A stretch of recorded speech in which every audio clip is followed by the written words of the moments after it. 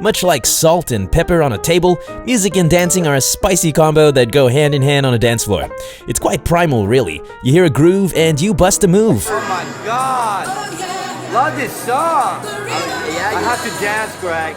Yeah, dude, do what you gotta do. Through the power of song over the decades, we've been encouraged to hustle, walk like an Egyptian, get jiggy with it, whip and or nay-nay, but sometimes a particular song comes along which blatantly showcases a choice move for cutting a rug.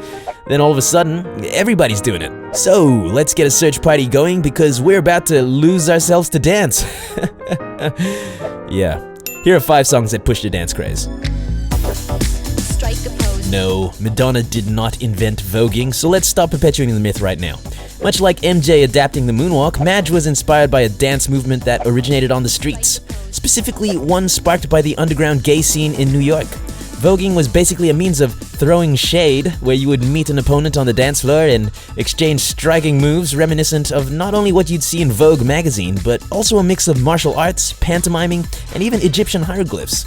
Go see the brilliant documentary Paris is Burning to be enlightened. But yes, Madonna incorporated the dance into both the lyrics and video for Vogue, which brought voguing to mainstream consciousness.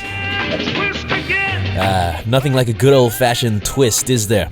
You see, kids, rock and roll, aka the devil's music, inspired a whole bunch of things from the mid-20th century onward, and among such things was the twist, an already established move made popular by one Chubby checker. Of course, while he sparked the big worldwide craze in 1960, his was actually a watered-down version of the original recording by Hank Ballard and the Midnighters. Hank's version at the time was considered way too raunchy for innocent teenage ears, which is why old mate Chubby stepped up to show us how it's done in a wholesome, G-rated manner.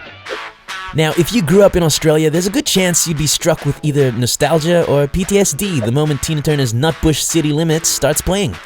Sure, this dance came into existence after the song's release, but line dancing has long been a thing that white people enjoy for some reason. The true origins of this Aussie line dance, though, are unclear. Who created it? No one knows for sure, but what we do know is that this dance has become an institution. You'll find it in primary schools, high schools, weddings, heck, maybe even funerals for all we know. The song itself wasn't a massive success in Australia. It peaked at number 14 in 1973, but in tandem with the iconic dance, this groovy number about the American birthplace of Tina Turner has somehow become a national treasure in the land down under. The hype is very much real because in 2018, attendees of the Big Red Bash nutbushed their way into the history books, smashing the record for the largest nutbush dance ever. And hey, they then smashed that record again only a month ago. Hooray! Yeah, you knew it was coming. You couldn't escape this worldwide smash hit in the 90s if you were at a house party or out clubbing, and if you were a DJ, dropping this on the dance floor was a given. See, the Macarena in all its catchy, one-hit wondrous glory spawned one of the most iconic dance moves of the decade. I've been watching you doing that Macarena on television.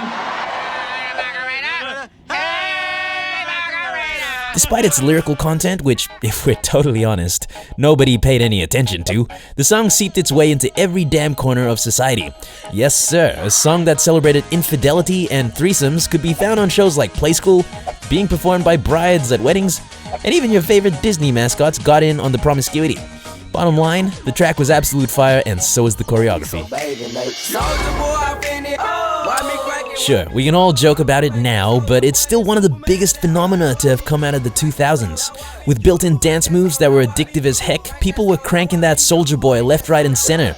The Wall Street Journal called it the biggest dance fad since the Macarena. Yeah, it really did. There is a phenomenon sweeping the nation. Soulja Boy dance has been out for a while, but I just learned it myself, and I have to say I'm pretty darn good at it. I mean, personally, I thought this song and dance was... but you can't deny the cultural significance of it all. Besides, Soulja Boy himself was only 16 years old when he first recorded this. The track spent several weeks at the top of the Billboard Hot 100, it was the first song to sell 3 million digital copies, and it did even get a nod at the Grammys alongside Kanye West, Justin Timberlake, and Timbaland. The iconic moves were also choreographed by the artist himself, so yeah, that was pretty damn cool for a teenager and his friends to dominate the world briefly like that. And those were 5 songs that pushed a dance craze. Of course, there's a buttload more out there that got your butt shaking, so hit us in the comments with your fave dance fad ditty and we may just cover it in another vid. Until next time, I've been Michael for the Culture Kids on Tone Deaf. Bye.